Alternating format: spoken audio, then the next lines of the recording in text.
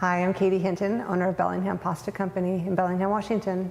Today, I'm at the Washington State University's Bread Lab, located in Burlington, Washington.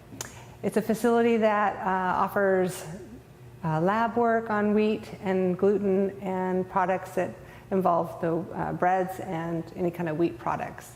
There's also demos and classes, and I'll post the website on the video so you guys can see more about that. So today I'm going to demonstrate the basics of putting a fresh pasta lasagna together. I'm going to keep it pretty simple. People have all their favorite recipes when it comes to lasagnas, and it seems like every lasagna is always a little different. So we'll see how today turns out.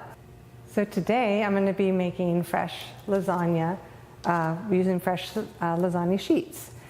My product comes in about a pound of fresh sheets. They're a long continuous ribbon of fresh semolina pasta. I use egg in my pasta, so these sheets will puff up a little bit after they've cooked. So they're going to expand. So what I'd like to start with is the ricotta mix. I prefer using a nice fresh ricotta from the farmer's market. A lot of farmer markets will have that option. One that I really like in this area is Skagit Made. It's a Jersey cow ricotta made on Samish Island. So what I'm going to do is make it really simple. I'm going to use my arugula pesto that I sell at the farmer's market. And the reason I'm going to use this is it has many ingredients that it's going to enhance the ricotta quite a bit. It has arugula, it has cheese, garlic, salt and pepper, and a little bit of lemon. So it's going to give a nice fresh taste. So again, just put a couple cups of ricotta, a nice big dollop, mix it up, and then I like to crack an egg in the ricotta as well. So this will be one of the layers that is going to be part of the lasagna. So mixing that up nice. All right, so I'm going to start assembling the lasagna. I've decided to do a vegetarian today, just to make it simple. But what I would recommend, if you want to put some protein in the lasagna on a traditional red sauce lasagna, is to take the marinara, brown some nice elk or beef or lamb, and have it as kind of a meat red sauce.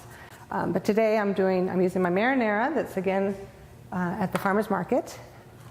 So what we're going to do is we're going to assemble this all raw, and we're going to bake it for 45 minutes in the oven, and everything will cook at that point. So nothing is pre-cooked. So what I do is, it's important to sauce the bottom to make it, because we're basically going to have to have enough liquid in here to cook the pasta itself. So I'll do a nice big smear. I put a nice big olive oil and just kind of smear it around. Make a nice moist first layer. And like I said, the noodles are going to expand. They're going to get puff up quite a bit. So what we're going to do is you're not going to lay the noodles right next to each other, butted up. You want a little bit of space. So when they do expand, they're not overlapping each other. And nothing's perfect. You can just start assembling, and as you go, and put whatever layers you want. There's really no science to making lasagna. It's just whatever's in whatever your mood you're in. Spreading out the layers, I'm going to have some vegetables. The vegetables are going to give a nice moisture to the lasagna. Again, keeping this moisture level quite high because you are cooking the noodles at the same time as you are baking. So you need that nice moisture. Again, just cutting lasagna sheets, whatever size. It doesn't have to be perfect. It's nice to have, you can rip them. You can put a couple dollops of sauce on. I like to do a little red sauce with the mozzarella. It's a nice combo of the red and the white.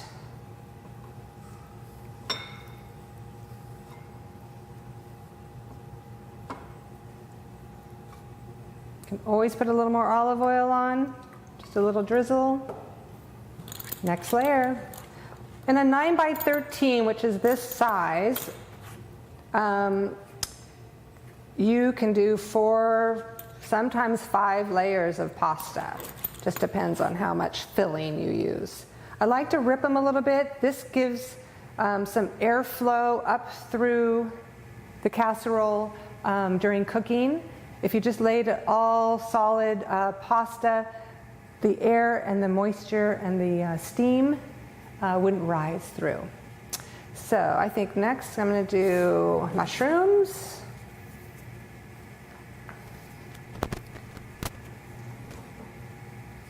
Again, crumbling them would probably be a good idea. They'll cook a little faster than having them whole. I'm going to put a little bit of nice cheese.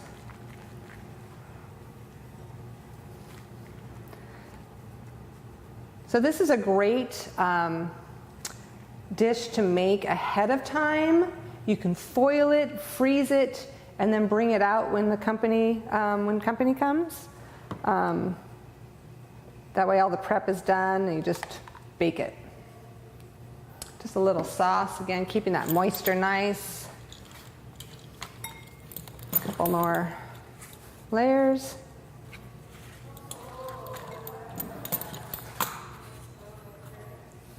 I'm going to do ricotta, nice big thick layer of that.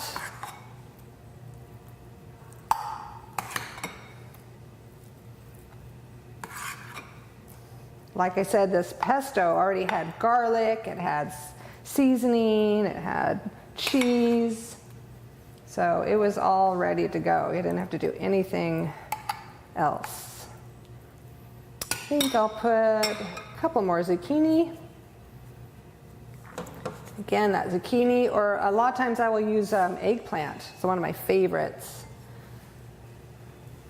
Again, that's good moisture. If you do eggplant though, salt it nicely, front and back. Let it sit, and the bitterness will come out of the plant. So I'm at 4 layers, just about to finish this up.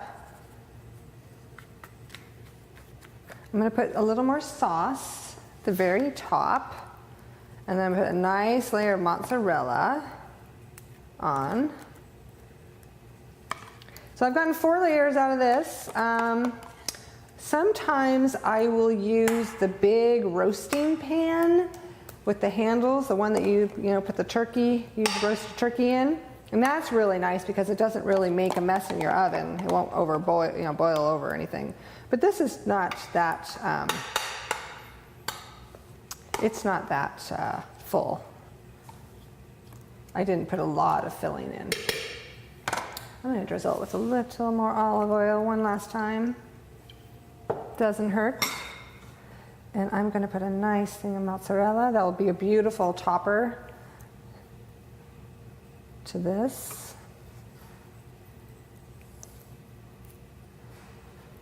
Again, it doesn't have to look perfect. You want it to look rustic. And I'm going to put a nice layer of cheese. I like to use sheep cheese, Pico Romano. Pico Romano, it gives a nice salt to the dish. So I am ready to put it in the oven. What I'd recommend is foiling the top. This will keep the steam and cook the pasta really nicely. We're gonna put it in depends on your oven, but it could be around 375 for about 45 minutes. And then I usually take the foil off for another 5 minutes to kind of get it nice and brown on top.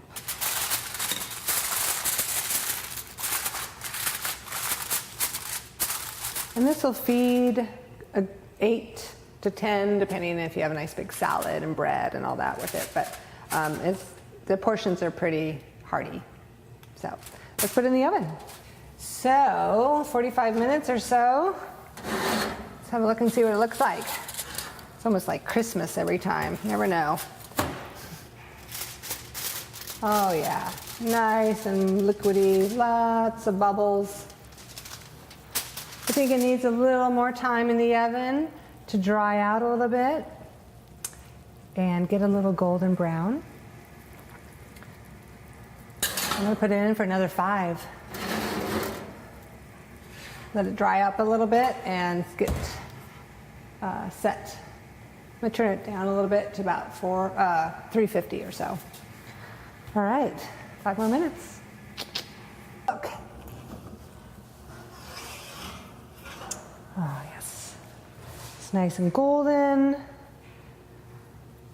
We're going to let it sit for a little bit, get your rest of your dinner preparation done, the salad tossed, the wine poured. But let it sit for a couple minutes. It'll make it kind of get all set nice.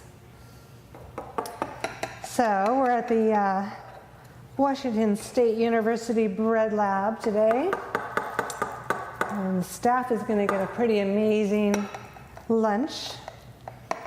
Fresh vegetarian lasagna.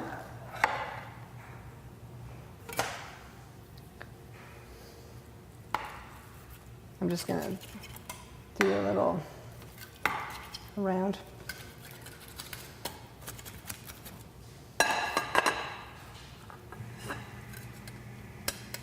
There you go.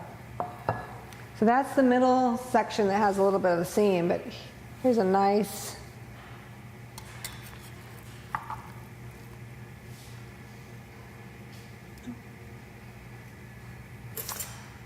staff here is going to get a pretty good lunch today.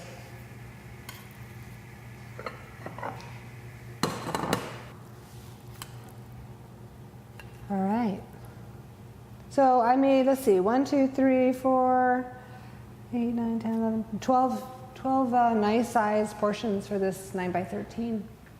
So I hope everyone had really enjoyed this demo. It's always a work in progress when it comes to the lasagna. You can do a white sauce and put crab in it to make it a little more decadent and rich, or make it real simple vegetarian. Again, putting protein in, just brown some ground meat, lamb, elk, beef, and put it with your marinara, and it's all good to go. I hope you enjoy the fresh pasta, Bellingham pasta. And thank you, Bread Lab, for letting me demo here tonight. Thanks. Bye.